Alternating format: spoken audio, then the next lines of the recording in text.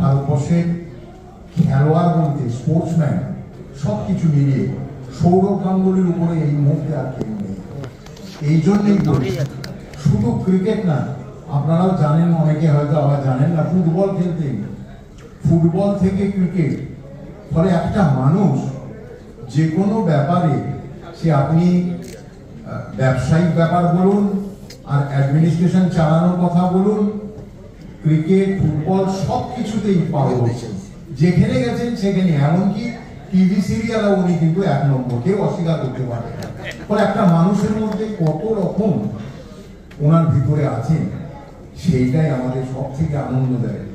আমরা মনে করি যে আগামী দিনে যদি ক্রিকেটের, যেটা অরূপ বিশ্বাস প্রশ্ন করেছে যে কোচ হবে কিনা, কোচ কবে হচ্ছে, যদি হয় আমি আপনাদের এইটুকু বলতে পারি দায়িত্ব নিয়ে, কিছু একটা করে দেখাবো, এটা আপনারা জেনে রাখবেন, কারণ তার মধ্যে এত ট্যালেন্ট আছে। আমি সৌরভ গাঙ্গুলিকে বহুদিন ধরে চিনি, আজকে থেকে না। দেখুন, আমার এই বইটার জন্য আমি একটুখানি শুধু বলেছিলাম আসবার জন্য, এক কথায় রাজি হয়েছে, আমি 28 তারিখ আছি, থাকবো, যাবো। কেন বলছি এই কথাটা, আমি অনেক খেলোয়াড়ই জানি, নানান রকম তাদের বায়নাটা আছে, দেখছি আসি নাকি, দেখবো ডায়েরিতে ডেট আছে নাকি, কোথায় থাকবো, নানান রকম ব্যাপার থাকে তাদের, আমি জানি অনেক কাজের মধ্যেও। তা সত্ত্বেও আমি বলি, এই মানুষটা কিন্তু এক কথায় বললো এবং এক কথায় সে কিন্তু এসে হাজির হলো। তার বহু কাজ ছিল, তার মধ্যে এই বইটা মনে করেছেন যে সবার আগে আসার দরকার আছে, আমাকে কিন্তু ফোন করে জানিয়ে আমি আসছি। সেই জন্যে এই মানুষটা বড় হবে না তো কারা হবে বলুন? সেই জন্য এই মানুষটাকে আমার তরফ থেকে, আমার পরিবারের তরফ থেকে আন্তরিক অভিনন্দন জানাচ্ছি। এনার আরো ভালো হোক, আরো কিছু হোক, যে আমরা যাতে আনন্দ পাই।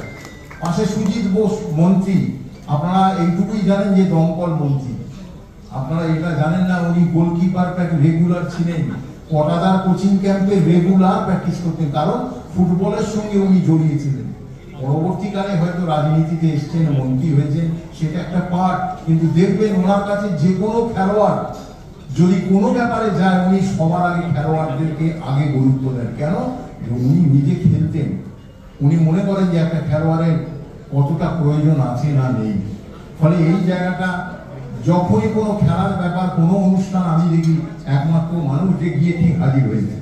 তাই জন্য ওনাকে আমার পরিবারের তরফ থেকে আমরা সবাই আন্তরিক অভিনন্দন জানাচ্ছি। এখানে এসছেন অনেক মানুষ যারা আমাকে ভালোবেসে এসছেন।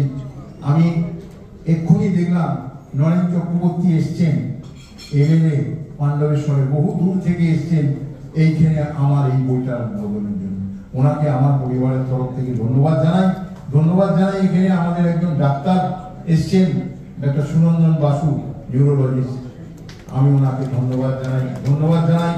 এখানে আরেকজন ডাক্তার চোখের, কুশল চৌধুরী এসছেন, এবং বহু মানুষ এখানে এসছেন যাদের সত্যি আমার তরফ থেকে আন্তরিক অভিনন্দন, কি দিয়ে আমার কোনো ভাষা নেই। অনেক ডাক্তার এসছেন, অনেক ভালো ভালো মানুষ এসছেন। রাউরকেলা থেকে একজন এসছেন আমার সঙ্গে দেখা করার জন্য, দেখুন এই বইটার জন্য ছুটে এসছেন, ট্রেনে করে এসছেন সকালবেলা। ফলে আমি যাদের সঙ্গে খেলেছি একটু আগে, তারা চলে গেলেন। কি সব প্লেয়ার ছিল, আমি ভাবতে পারিনি সেই সব প্লেয়ারের সঙ্গে আমি খেলতে পারবো। আজ আমি এখানে দাঁড়িয়ে আছি তাদের জন্য। আমি যখন ইস্টবেঙ্গল ক্লাবে সই করেছিলাম এবং টেন্টে যখন ঢুকছিলাম, বিশ্বাস করুন, শ্যাম থাপার নাম শুনেছি, শ্যাম থাপার খেলা দেখেছি, তার পাশে আমি দাঁড়িয়ে শুধু ওপর থেকে নিচ অব্দি দেখছি যে মানুষটা কিরকম ভাবে তার শরীরটা চলে, তার পাশে খেলবো। ওইরকম গৌতম সরকারের মতো একজন, যাকে আমরা বলি ভারতবর্ষের বেকেন বাবা, সেই মানুষটা এখানে বসে আছে একেবারে। আমি মানে বিশ্বাস করবেন, আমার হাত পা কাঁপতে শুরু করে দিয়েছে। অশোকলাল বন্দ্যোপাধ্যায়, সুধীর কর্মকার, তরুণ বোস গোলকিপার, ভারতবর্ষের একজন বিখ্যাত গোলকিপার, এখনো এইটা নিয়ে তর্ক চলে। ফলে ওই সব মানুষ, তারা যখন ওইখানে ইস্টবেঙ্গল টেন্টে আমি যখন দেখি বসে আছি, আমার হাত পা রীতিমতো কাঁপছিল, এবং তাদের পাশে যখন খেলবো, এটা আমি ভাবতে পারছিলাম না।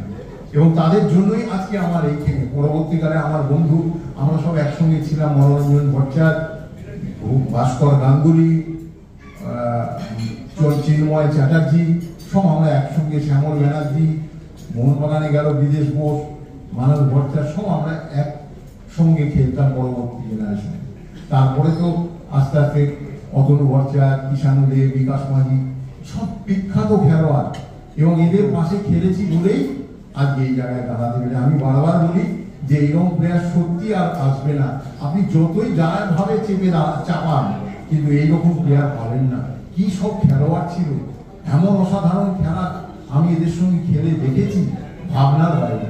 এরা মানুষও ছিল খুব ভালো, কোনোদিন কোনো সময় কখনো গালাগাল মন্দ কোনো সময় করেনি। কারণ দেখুন, খেলতে গেলে ভুল ভ্রান্তি হয়, পাশে দাঁড়িয়ে কখনো এমন কোনো ভাষা উচ্চারণ করেনি যেটা আমার গায়ে লাগবে। এরা পাশে এসে দাঁড়িয়েছে। আমরা অনেকে একসঙ্গে চাকরি করতাম, কেউ ইস্টবেঙ্গলে, কেউ মোহনবাগানে। ওই যখন অফিস থেকে বেরোতাম, দুদিকে দুজন চলে গেল।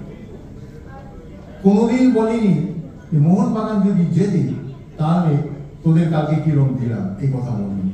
বা যদি ইস্টবেঙ্গল যেতে মোহনবাগানের প্লেয়ারকে এরকম কথা কেউ বলেনি। খেলাটা মাঠেই শেষ। মাঠের মধ্যে অনেক কিছু ঝগড়াঝাটি হয়েছে, সেটা মাঠের মধ্যে।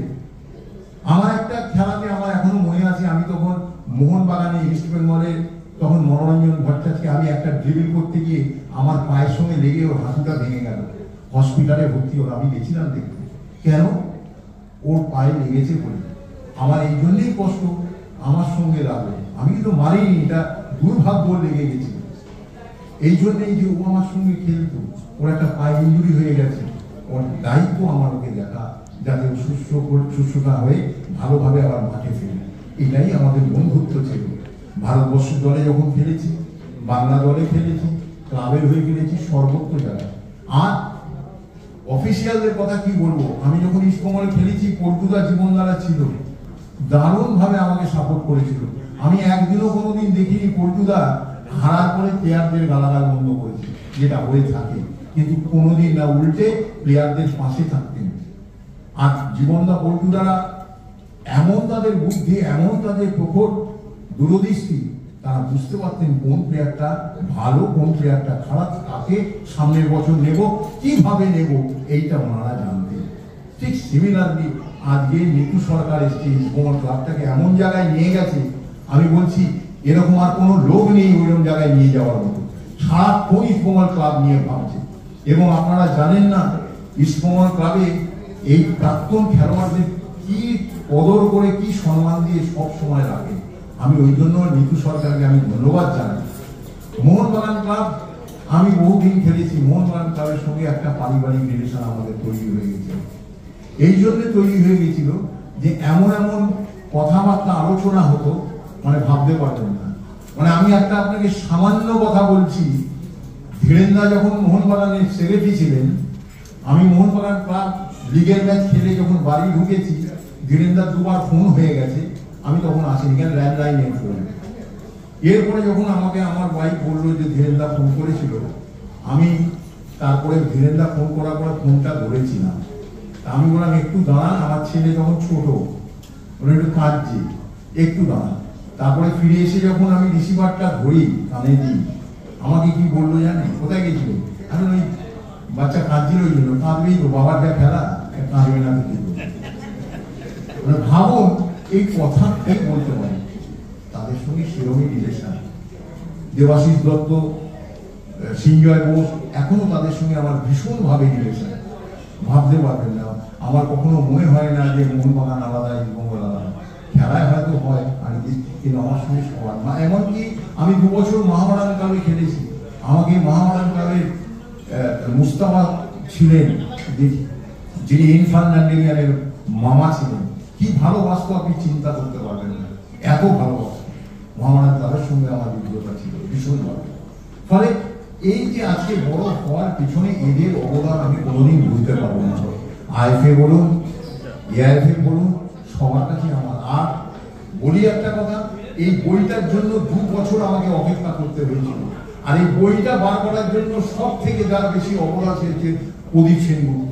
এই লোকটা যদি না থাকতো এই বইটা বেরোতো না। ওনার মতো সত্যি বলছি, খুব ধৈর্য ধরে একটা সময় আমরা ফেড আপ হয়ে গেছিলাম।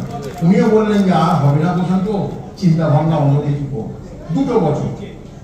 কিন্তু তারপরেও কিন্তু প্রদীপদা যখন আমার কথা শুনলো, বললো যে না, বইটা যখন হবে তখন সব মানুষকে নিয়ে যেন বইটা ওপেন হয়। এই নয় চুপিসারে একটা বই বার করলে কেউ দেখতে পেলো না, জানতে পারলো না, এটা ঠিক নয়। বইটা যেন সবাই পড়ে জানতে পারে, বুঝতে পারে, এই বইটাই কিন্তু আগামী জেনারেশন দেখবে। তাই প্রদীপদার জন্যই আমি আমার তরফ থেকে, আমার পরিবারের তরফ থেকে আন্তরিক অভিনন্দন জানাচ্ছি। দীপ প্রকাশনীকে ধন্যবাদ জানাই, এই জন্যে তারা কিন্তু এই বইটা প্রকাশ করেছে। বহুদিন ধরে ওনারাও ভাবছিলেন বইটা আদৌ হবে কি হবে না, তার মধ্যখানে দীপরা এই বইটা করেছেন, ওনাদের ধন্যবাদ জানাই।